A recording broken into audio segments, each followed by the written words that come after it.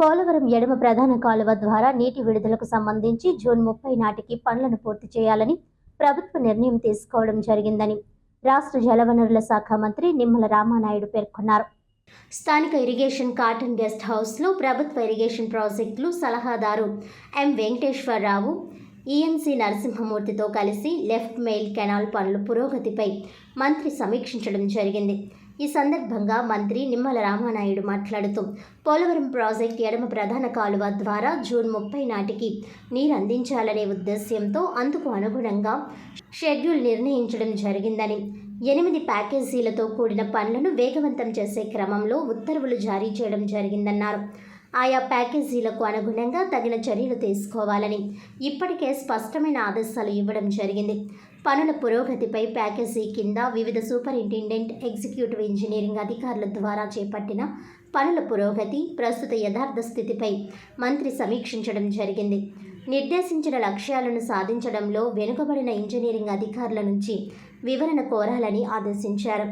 ఇప్పటికే ఆ మేరకు చర్యలు చేపట్టినట్లు అధికారులు తెలియజేయగా ఏ విధమైన వివరణ కోరడం జరిగింది, వాటిని అందజేయాలని అన్నారు. ఆయా ప్యాకేజీ క్రింద పనులు చేపట్టడంలో నిర్లక్ష్య వైఖరి ఉంటే రొటీన్ పద్ధతిలో వివరణ కోరడం సముచితం కాదని తెలిపారు. ప్రాజెక్ట్ పనులు పూర్తి చేయడం కోసం 20 రోజుల సమయం ఉందని, ఈ 20 రోజులు అత్యంత కీలకమని అన్నారు.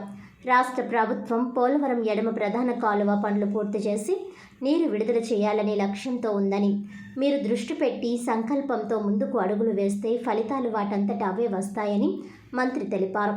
నిధులు మంజూరు విషయంలో ప్రత్యేక దృష్టి సారించనున్నట్లు తెలిపారు. వచ్చే వారంలో ముఖ్యమంత్రి కార్యాలయంలో పోలవరం లెఫ్ట్ మెయిల్ కెనాల్ పనుల పురోగతిపై ఏజెన్సీస్ ప్రతినిధులతో సమావేశం నిర్వహించనున్నట్లు మంత్రి తెలిపారు. ఈ సమావేశంలో పోలవరం ప్రాజెక్ట్ ఇరిగేషన్ ఉన్నత స్థాయి అధికారులు పాల్గొన్నారు.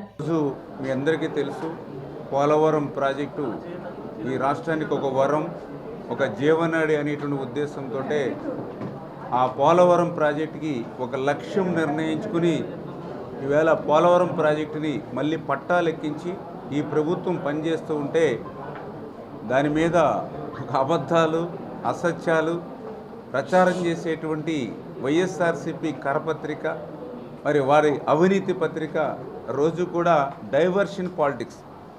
ఎందుకంటే మనం గత 2-3 రోజుల నుంచి చూస్తూ ఉన్నాం, ఎవరైతే రాష్ట్రానికి గూడు నీడ లేనిటువంటి, రాష్ట్రానికి విలువైనటువంటి భూములు ఇచ్చినటువంటి రైతులను, మహిళలను ఉద్దేశించి మరి వాళ్ళ అవినీతి పత్రిక, అవినీతి ఛానల్లో ఇది దేవతల రాజధాని కాదు, వేశ్యల రాజధాని అని చెప్పి ఏ రకంగా అయితే ఆంధ్రప్రదేశ్ రాష్ట్ర మహిళల మనోభావాలను దెబ్బతీసి వాళ్ళ వ్యక్తిత్వాన్ని ఏదైతే దెబ్బతీశారో దాని పర్యవేక్షణం, మహిళల ఆగ్రహవేశాలు ఏవైతే ఈవేళ రాష్ట్రం మీద ఉన్నాయో దాని నుంచి దృష్టి మరల్చడం కోసం మరి నిన్నన మొన్నన పోలవరం ప్రాజెక్టు మీద అవాస్తవాలు, అబద్ధాలు, అసత్యాలు చొప్పించి డైవర్ట్ చేయాలనేటువంటి పరిస్థితిలో వాళ్ళ ఛానల్, వాళ్ళ పత్రిక ఉన్నటువంటి పరిస్థితి మనం అందరం కూడా చూసాం.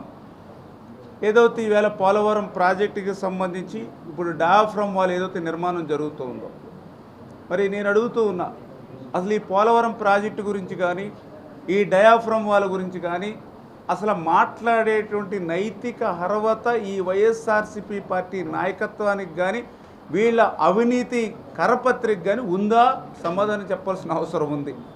ఎందుకంటే 2019కి 72% పూర్తయినటువంటి పోలవరాన్ని మరి తర్వాత వచ్చినటువంటి మీ ప్రభుత్వంలో దాన్ని పూర్తి చేయడం మాట అటుంచి 20% వెనక్కి నెట్టేసింది మీరా కాదా? ఏదైతే ఆ రోజు 18 నెలలు కష్టపడి శ్రమించి నిర్మాణం చేసినటువంటి డయాఫ్రమ్ వాల్ని ధ్వంసం చేసింది మీరా కాదా? మరి ఈ రకంగా పోలవరం ప్రాజెక్టుని ముంచేసి, విధ్వంసం చేసి, డయాఫ్రమ్ వాల్ని ధ్వంసం చేసి ఆ రోజు సాక్షాత్తు మీ ఇరిగేషన్ శాఖ మంత్రి చెప్పాడు, పోలవరం ప్రాజెక్టు ఎవ్వరికీ అర్థం కాదు, ఎందుకంటే నాకే అర్థం కాలేదు కాబట్టి ఇంకా పోలవరం ప్రాజెక్టు ఎప్పటికి పూర్తవుతుందో చెప్పలేము అని చెప్పినటువంటి వ్యక్తి మీ ఇరిగేషన్ శాఖ మంత్రి కాదా? అవునా?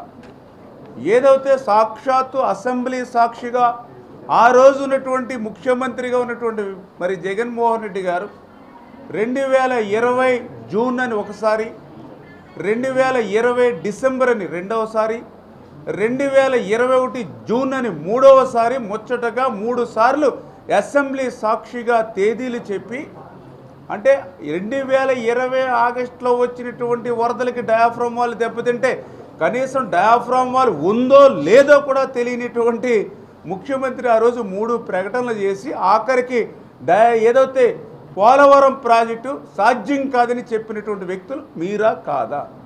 అంటే అటువంటి మీ పార్టీ కానీ మీ పత్రికలకు కానీ ఆ రకంగా విధ్వంసం చేసి ధ్వంసం చేసినటువంటి పోలవరం ప్రాజెక్టుని మళ్ళీ వేళ పట్టాలెక్కించి 2025 డిసెంబర్ కల్లా డయాఫ్రమ్ వాలు, 2027 డిసెంబర్ కల్లా పోలవరం ప్రాజెక్టు పూర్తి చేయాలని ఒక లక్ష్యంతో ఈవేళ ఈ ప్రభుత్వం పనిచేస్తూ ఉంటే మరి దాని మీద కూడా అబద్ధాలు అసత్యాలు వల్లివేసి ప్రజల్ని రైతుల్ని తప్పుదావ పట్టించాలనేటువంటి ప్రయత్నం ఏదైతే ఉందో అది యావత్తు తెలుగు జాతికి మీరు చేస్తున్నటువంటి ద్రోహం.